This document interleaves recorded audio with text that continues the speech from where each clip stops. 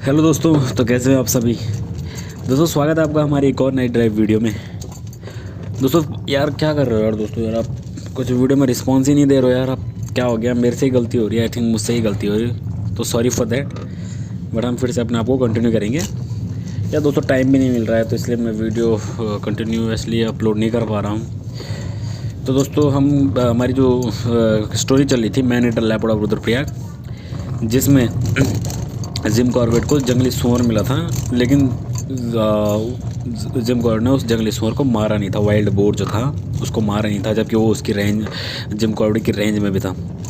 तो इससे आगे की जो कहानी है हम अब स्टार्ट करते हैं। वीडियो शुरू करने से पहले सबसे इंपॉर्टेंट बात दोस्तों, 1K करा दो यार दोस्तों। पिछले 4-5 वीडियो से आपने सब्सक्राइब नहीं किया है तो प्लीज़ यार चैनल को सब्सक्राइब ज़रूर करें। और मैं आपका दोस्त, मेरा रियल नाम मैंने पिछली वीडियो में बताया था कि मेरा नाम अशोक है, लेकिन मेरे बेस्ट जितने भी मेरे फ्रेंड्स वगैरह फ्रेंड्स जोन है जो मेरा, वो सभी मेरे को डेविड करके बोलते हैं, तो you can call me David. तो चलो आगे स्टोरी में चलते हैं। अब इसके बाद आइवर्सन अगले दिन पौड़ी लौट गए थे। जिम कॉर्बेट कह रहे हैं कि इसके अगले दिन आइवर्सन पौड़ी लौट गए थे। अब दूसरी सुबह में जब रुद्रप्रयाग के पूर्व की ओर पहाड़ी पर एक गाँव के भ्रमण पर जा रहा था, तो उस गांव से निकलते हुए तेंदुए के पंजों के निशान दिखाई दिए। इस गांव में तेंदुए ने पिछली रात एक मकान के दरवाजे को तोड़ने का प्रयास किया था। अब इस मकान में एक बच्चा बीमार था और उसे खांसी हो रही थी। तेंदुए के पंजों का निशानों का पीछा करते हुए जिम कॉर्बेट पहाड़ी की धार तक पहुंच गई। अब जहाँ कुछ दिन पहले आइवर्सन और जिम कॉर्बेट उस चीखने वाले बकरे के ऊपर मचान पर बैठे थे, और बाद में उस बकरे को तेंदुए ने मार दिया था। हालांकि उसको खाया नहीं था, लेकिन सिर्फ मारा था। अभी शाम होने में काफ़ी समय था।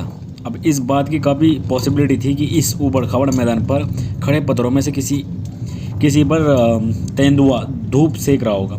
अब जिम कॉर्बेट कह रहे हैं कि मैं एक ऊंची चट्टान की आड़ में लेट गया, जहाँ से आसपास के बड़े क्षेत्र पर नज़र पड़ रही थी।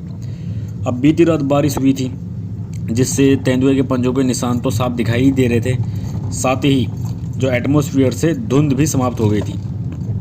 आसपास जितनी दूर तक दिखाई दे सकता था क्लियर दिखाई दे रहा था।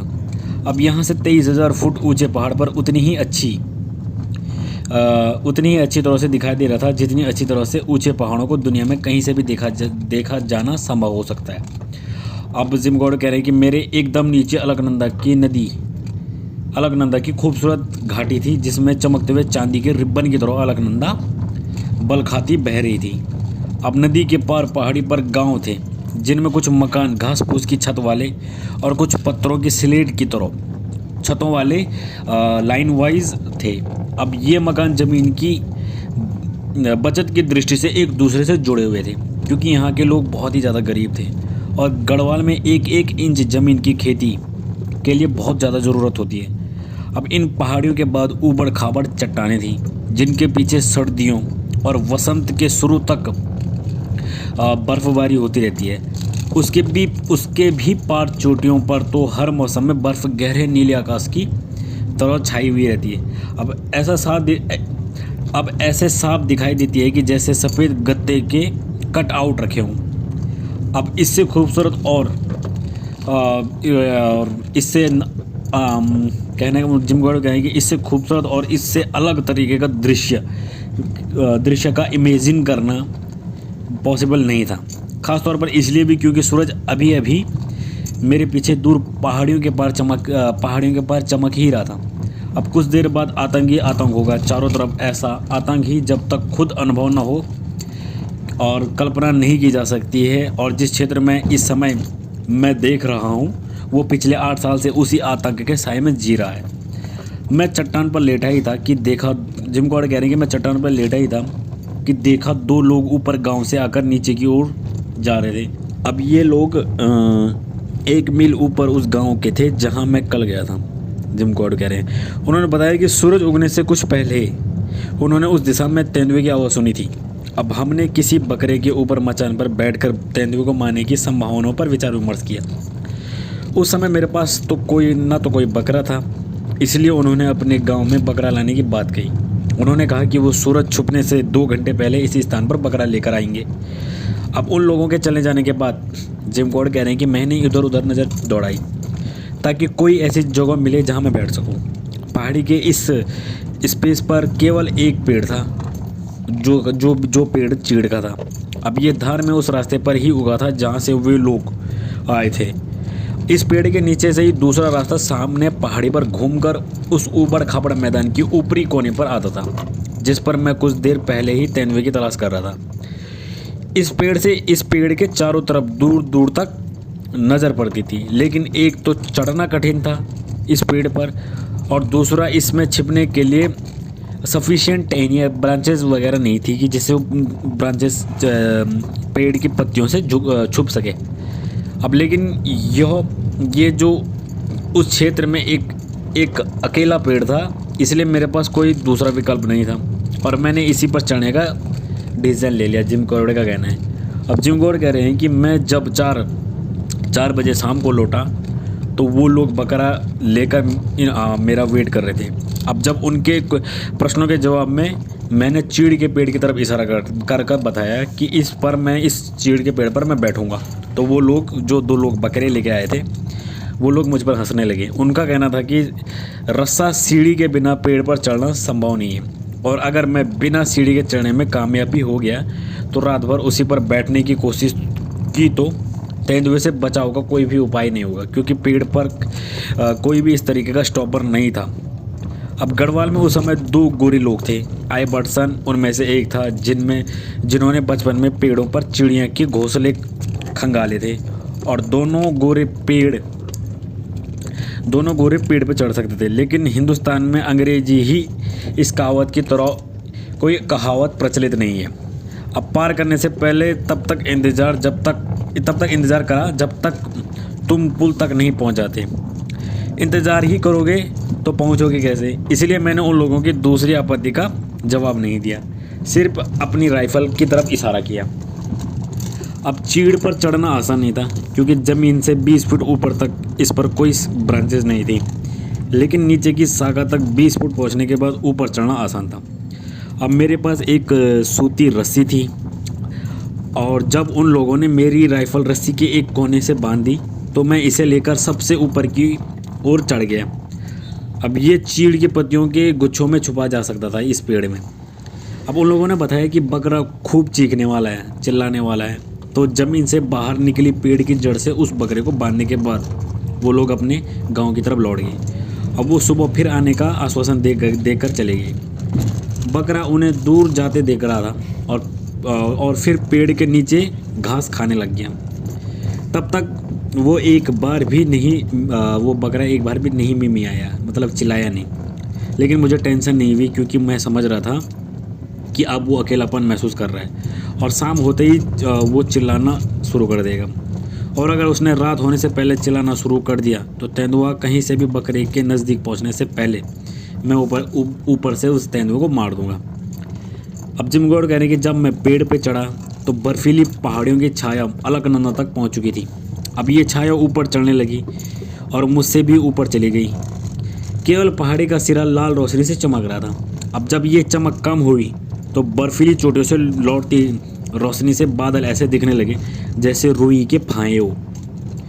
जिस किसी के पास भी सनसेट की छटा देखने की नज़रें हैं, और आपने देखा होगा कि ये दृष्टि बहुत ही कम लोगों के पास होती है, लेकिन जिनके पास ये नज़र है वो ही यही सोच सकता है कि उसके इलाके में दुनिया के अन्य इलाकों की तुलना में सबसे बेहतर सनसेट दिखता है। मैं भी इस मामले में अपवाद नहीं हूँ। कहने का मतलब है कि मैं भी इसमें, जिम कोड कह रहे कि मैं भी इसमें अपने आप को मान सकता हूँ कि मेरे पास भी वो इस तरीके का देखने का नज़रिया है। अब इसके बाद सनसेट अच्छा दिखता है तो उत्तरी टेंगानिका से, जहाँ एक वातावरण कुछ ऐसा है कि बर्फ़ से ढका किलिमंजारो पहाड़, उसके ऊपर हमेशा रहने वाले बादल डूबते सूरज की रोशनी में पिघले सोने की तरह दमकते हैं। अब हमारे हिमालयी क्षेत्र में सनसेट आमतौर पर लाल, गुलाबी या फिर एक सोने की तरह एक उसका जो कलर होता है। अब आज जिम गौड़े कहने कि आज मैं जिस सनसेट को चीड़ के पेड़ पर बैठकर देख रहा था वो गाढ़ा गुलाबी था, उसका जो कलर था, और गत्ते सा कटे बर्फीले पहाड़ियों के घाटियों से तीर की भांति उसकी जो किरणें थी वो उसकी प्रतिबिंब पड़ रहा था उसका, और वो गुलाबी बादलों पर फैलकर बहुत ही खूबसूरत नज़ारा दे रहा था। अब बहुत से इंसानों की तरफ बकरे को भी सनसेट में कोई भी रुचि नहीं थी, और अपने आसपास की घास को खाने के बाद उसने अपने लिए ज़मीन को थोड़ा खुरेदा और वहीं पर लेट गया। अब उस बकरे ने गर्दन टांगों की तरफ मोड़ी और सो गया। अब जिमगोड़ कहने कि मैं चाहता था कि मेरे नीचे आराम से गहरी नींद में सोया ये जानवर चिल्लाए और तेंदुए को पुकारे, लेकिन जब से मैंने उसे देखा उसे घास खाने के अलावा किसी काम के लिए उसने मुंह भी नहीं खोला, और अब अपने लिए वो एक कंफर्टेबल जगह बनाकर वहीं पर रात भर सोया रहेगा।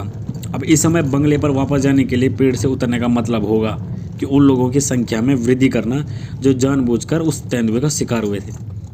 और क्योंकि मैंने आदमखोर को मारने का काम हाथ में लिया था, जिमगोड़ कह रहे हैं कि क्योंकि मैंने अगर मैन ईटर को मारने का काम अपने हाथ में लिया था तो इस काम के लिए हर जगह एक ऐसी थी, इसलिए मैंने तय किया कि मैं जहाँ हूँ वहीं रहूँ और तेंदुए को स्वयं पुकारूँ। अब केवल तेंदुए द्वारा किए गए शिकार के ऊपर बैठने से उस स्थिति का अलग होती है, लेकिन यहाँ तो ऐसा कुछ भी नहीं था। अगर मुझसे यह पूछा जाए, जिमगोड़ कहने कि अगर मुझसे ये पूछा जाए कि भारत के जंगलों में कई सारे साल गुजारने पर मुझे सबसे ज़्यादा खुशी किस चीज़ से मिली हो, तो मैं बेझिझक जवाब दूंगा कि जंगल के प्राणियों की भाषा और उनकी आदतों की समझ से मैं ज़्यादा खुशी उस चीज़ से मिलेगी मुझे। जंगल में कोई भी एक ऐसी भाषा नहीं होती है, या फिर हर जाति की अपनी भाषा है, और हालांकि कुछ जातियों का जो शब्दकोश होता है वो एक लिमिटेड रहता है, जैसा शाही और गिद्धों का होता है। शाही बोले तो पॉक्यूपाइन। फिर भी हर जाति की भाषा सभी लोग सभी प्राणी समझ जाते हैं, लेकिन मनुष्य के जो आवाज़ रहते हैं वो जंगल में प्राणियों की आवाज़ की तुलना में ज़्यादा एक्सचेंज लगता है, मतलब डिफरेंट लगता है। हाँ, अगर कल की वाली वो जो क्षीण फकलांस जो पक्षी होती है, इस मामले में वो थोड़ा डिफरेंट है, क्योंकि इसके जो आवाज़ है वो थोड़ा आवश्यकता पड़ने पर एक अलग तरीके की परिवर्तन करती है। अब मनुष्य की इसी खूबी के कारण वो बहुत से पशु पक्षियों से एक फ्रेंडली एक मतलब उन किसी भी पशु या फिर जानवर हो, चाहे वो घरेलू हो चाहे पालतू हो, वो उससे एज अ फ्रेंडली होने में उसे मतलब वो उसके लिए वो आम सी बात है। अब जंगल के प्राणियों की भाषा जानने से जंगल का आनंद सैकड़ों गुना ज़्यादा लिया जा सकता है, और अगर इच्छा हो तो इस खूबी का इस्तेमाल किसी खास उद्देश्य में भी किया जा सकता है। अब इसका एक एग्जांपल जिमगोड़ देंगे, मतलब इसका एक एग्जांपल जिमगोड़ दे रहे हैं कि एक लाइनल पोट्रेक्यू जो हाल ही ईटन में रहते थे, और जिमगोड़ कह रहे हैं कि जब मैं साल 1918 में के कुछ समय बाद फोटोग्राफी और मछली के शिकार के दौरे पर हिमालय क्षेत्र की तरफ निकले, तो हम एक शाम को एक बड़े पहाड़ की तलहटी पर स्थित एक जंगलात के बंगले पर पहुंचे थे। इसके सामने वो जगह थी जहां हमने जाना था कि कश्मीरी घाटी है। हमें कठोर ज़मीन पर चलते कई दिन हो गए थे, इसलिए हमारा सामान लाहौरी लोगों को आराम की बहुत ज़्यादा ज़रूरत थी, और हमने बंगले में एक दिन रुकने का फ़ैसला किया। अगले दिन हम पोट्रेक्यू अपनी डायरी लिखने लगे, मतलब जो उनके साथी थे अगले दिन उस साथी का नाम जो था वो पोट्रेक्यू, वो अपनी डायरी लिखने लग गए और पहाड़ का जायज़ा लेने लगे, और मौका लगा तो कश्मीर की हरिण की खोज में चल दिए। अब मेरे जो दोस्त इस इलाके में शिकार कर चुके थे उन्होंने जिमगोड़ को बताया था कि हरिण पता नहीं कौन सी सात शब्द में, लेकिन मेरा कहने का मतलब है हिरण का शिकार बिना कुशल शिकारी मदद के नहीं किया जा सकता, ये जो हरिण थे। और यही बात बंगले के चौकीदार ने भी कही थी जिमगोड़ को। अब नाश्ता करके अकेले ही वो लोग जिमगोड़ चल पड़े। अब जिम गॉर्ड कहने कि मुझे ये भी नहीं मालूम था कि यहाँ का लाल हिरण कितनी ऊंचाई पर और कैसी जगह पर मिलता है। अब जिस पहाड़ से कश्मीर की तरफ खुलने वाला दर्रा शुरू होता है वो करीब 12,000 फुट ऊंचा है, और जब जिम कॉर्बेट 8,000 फुट की ऊंचाई पर थे तभी तूफान आ गया। अब बादलों के रंग में जिम कॉर्बेट पहचान गए कि ओले पड़ने वाले हैं, इसलिए जिम कॉर्बेट ने सोचा कि एक ऐसा पेड़ छांटा जिसके नीचे वो शेल्टर बना सके। अब जैसे ही ओले पड़ने लगे और बिजली से उन्होंने देखा कि मृत लोगों और पशुओं को उन्होंने जिम कॉर्बेट ने देखा, तो ओले के साथ बिजली भी बहुत ज़्यादा तेज तरीके से चमक रही थी। इसलिए जिम कॉर्बेट ने ऊंचे तिकोने शिखर वाले देवदार की बजाय एक गोल शिखर वाला एक घना और छोटा पेड़ चुना और सूखी लकड़ी और देवदार के पत्ते ले आए।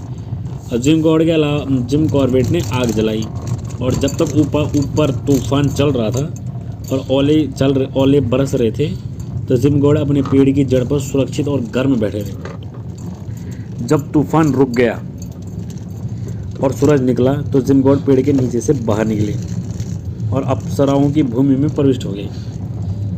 अब ज़मीन पर कुछ ओले से चमकती रोशनी से घास का हर एक तिनका बहुत ही डिफरेंट और खूबसूरत लग रहा था। लगातार 2-3 हज़ार फुट ऊपर चढ़ने पर जिम कॉर्बेट एक चट्टान पर पहुंचे जिसकी जड़ पर नीचे पॉपी के फूल ही फूल थे। इनमें से कईयों के डंठल मतलब जिसकी टहनियाँ थी वो टूट चुकी थी, लेकिन हिमालय के ये सबसे खूबसूरत जंगली फूल बेहद सफ़ेद ज़मीन पर बड़े अच्छे तरीके से सुंदर तरीके से बिखरे हुए थे। चट्टानें इतनी फिसलन भरी थी कि ऊपर चढ़ना संभव नहीं था, और ऊपर चढ़ने का कोई और मकसद भी नहीं था। इसलिए जिम कॉर्बेट ने सीधे बाईं तरफ चलने लगे। देवदार के जंगल में आधा मील चलने के बाद जिम कॉर्बेट घास वाली ढलान पर पहुंचे, और एक जो पहाड़ी के चोटी से शुरू होकर हज़ारों फीट नीचे जंगल की तरफ जाती थी। जब जिम कॉर्बेट पेड़ों के बीच से इस घास वाली ढलान पर पहुंचे तो जिम कॉर्बेट को दूर सामने टीले पर एक जानवर दिखाई दिया जिसकी पूंछ जिम कॉर्बेट की तरफ थी। जानवरों की चित्रकथाओं के अनुभव एक्सपीरियंस पर जिम कॉर्बेट समझ सकते थे कि वो कश्मीरी हिरण ही था, और जब उसने अपना सिर उठाया तो जिम कॉर्बेट कहना है कि मैंने देखा वो हिरण ही थी। अब घास की ढलान पर जिम कॉर्बेट कहना है कि घास की ढलान पर मेरी तरफ और जंगल की धार से 30 गज की दूरी पर एक अकेला पत्थर था, करीब 4 फुट ऊंचा। इस पत्थर से टीले की दूरी करीब 40 गज थी। घास चढ़ते हुए हिरणी हिल रही थी, लेकिन जैसे कि तैसे स्थिर थी। अब जिम कॉर्बेट कह रहे हैं कि मैं ऊपर की चट्टान की आड़ में खिसक गया। अब ये जो हिरणी थी वो स्पष्ट तरीके से पहरेदारी कर रही थी, क्योंकि जब वो सिर उठाती तो दाएं और बाएं देखने लगती। इसका मतलब था कि उसके साथी भी आसपास ही थे, और ये मैं भी समझ सकता था जिम कॉर्बेट कह रहे हैं कि वो उसके साथी किस तरफ है। अब जिम कॉर्बेट कह रहे हैं कि मैं खुद को उनके सामने शो किए बिना उसके पास नहीं जा सकता था, लेकिन मैं जंगल में आराम से घूम सकता था, लेकिन उनके सामने नहीं जा सकता था। अब ये आसान था कि इसके मतलब इसका जिम कॉर्बेट कहने की आसान था, लेकिन इसका मतलब हल नहीं होता था कि क्योंकि हवा पहाड़ी से नीचे की ओर बह रही थी, और अब एक ही ऑप्शन था कि फिर से जंगल को मुड़कर घास वाली ढलान के निचले किनारे से ऊपर बढ़ूं, लेकिन इसमें समय ज़्यादा लगता और खड़ी चढ़ाई चढ़नी पड़ती। इसलिए जिम कॉर्बेट ने फैसला किया कि जहाँ पर हूँ वहीं पर रहूँ। देखूँ कि ये हिरण जिनसे मेरा पहली बार वास्ता पड़ रहा था, क्या ये तेंदुए की आवाज़ सुनने पर उसी प्रकार की प्रतिक्रिया करते हैं जिस तरह से चीतल हो, सांबर हो या फिर कोई और जानवर करते हैं। मुझे मालूम था कि पहाड़ी पर उस समय एक तेंदुआ था, क्योंकि मैंने कुछ समय पहले उसके पंजों को निशान देखे थे, लेकिन मैंने चट्टान से केवल एक आंख बाहर निकाली। जब तक हिरणी चढ़ती रही, वेट की और फिर तेंदुए की हुंकार भरी आवाज़ निकाली। अब मेरी पहली आवाज़ सुनकर हिरणी मेरी ओर पलटी और अगले खुरों को ज़मीन पर पटकने लगी। अब ये उसके अपने साथियों को सजग करने का एक तरीका था, या वो उनको इंडिकेशन कर रही थी। लेकिन उसके जिन साथियों को मैं देखना चाहता था वो तब तक नहीं चलते जब तक हिरणी खुद ही नहीं पुकारती, और वो तब तक न पुकारती जब तक स्वयं खुद तेंदुए को न देख लेती। अब जिमगोड़ कहने कि मैं भूरे रंग की ट्वीड का कोट पहना हुआ था। मैंने अपने बाएं कंधे को चट्टान से कुछ इंच बाहर निकाल कर अब ऊपर नीचे हिलाया। अब हिरणी ने इस हिलने डुलने को तुरंत देख लिया और कुछ कदम आगे बढ़कर चिल्लाना शुरू किया। अब जिस खतरे से उसने अपने साथियों को सजग किया था वो अब उनकी नज़रों के सामने था, और अब उनके लिए सुरक्षित यही था कि वो अपनी प्रहरी, जो प्रहरी का कहने का मतलब जो गौड़ कह रहा है कि वो जो उनका पहरेदार था वो हिरणी, उसके साथ वो शामिल हो जाएं। सबसे पहले साल भर का वो मृग उस ग्रुप में जो साल भर का एक उनका हिरणी का बच्चा जो था उसे बाहर निकाला और ओलों पर चलकर हिरणी की बगल पर आकर वो शान से खड़ा हो गया। अब इसके बाद 3 हिरण आए और फिर एक बूढ़ी हिरणी भी आई। अब इन 6 जानवरों का एक झुंड पूरी तरह से दिखाई दे रहा था और जिमगोड़े कह रहे कि मैं 30 गज की दूरी पर था। हिरणी अभी भी बोली थी, जबकि और जो हिरण थे वो कान खड़े करके उन्हें आगे पीछे हिलाकर शोरगुल कर रहे थे। अब जिमगोड़े कह रहे हैं कि पिघलते ओलों से जिमगोड़े कह रहे हैं कि पिघलते ओलों से मेरी बैठने की जगह जो थी वो अनकंफर्टेबल हो गई थी। अब इसी तरह बिना हिले डुले बैठे ठंड लग रही थी और जुकाम भी हो सकता था। लेकिन जिमगोड़ कह रहे हैं कि मैंने कश्मीर के जो सबसे प्रसिद्ध हिरणों का जो झुंड था वो देख लिया था और हिरणी का जो बोलना भी था वो भी सुन लिया था। लेकिन एक चीज़ मैं और चाहता था, इसलिए जिमगोड़ कह रहे हैं कि मैंने चट्टान के पीछे से फिर से अपना कंधा दिखाया और जो हिरन और हिरनियाँ और उसके साथ का जो छोटा बच्चा था सबकी आवाज़ अलग अलग सुरों से सुन ली। मेरे पास हिरण को मारने का परमिट था और जिमगोड़ कह रहे कि मेरे पास हिरण को मारने का परमिट था और हिरण मारने पर मेरे परिचितों के बीच एक बड़ी तारीफ की बात भी हो सकती थी। अब जिमगोड़ कहने कि मैं सुबह हिरण की तलाश में इसलिए भी निकला था कि जो उनका कैंप के लिए जो उनका जो कैंप बना रखा था उसके लिए वो मांस ला सके। लेकिन अब जिमगोड़ को लग रहा था कि मुझे किसी प्रशंसा या फिर इनाम की ज़रूरत नहीं है। कुल मिलाकर इन हिरणों को मारने के लिए कष्टकर था और जो उनके पास राइफल इस्तेमाल करने के बजाय जिमगोड़ खड़े हो गए थे और 6 के 6 जो अचंभित हिरण थे आंखों से ओझल हो गए। अब कुछ ही सेकंड बाद जिमगोड़ ने उन्हें टीले के नीचे दूर झाड़ियों से गुजरते हुए सुना। अब दोस्तों इससे आगे की जो स्टोरी है वो हम नेक्स्ट पार्ट में कवर करेंगे। बाकी अगर आपको वीडियो पसंद आई हो तो प्लीज़ चैनल को सब्सक्राइब करें और कमेंट करें। बाकी मिलते हैं हम आपको अगली वीडियो में, तब तक के लिए धन्यवाद। जय हिंद, जय भारत।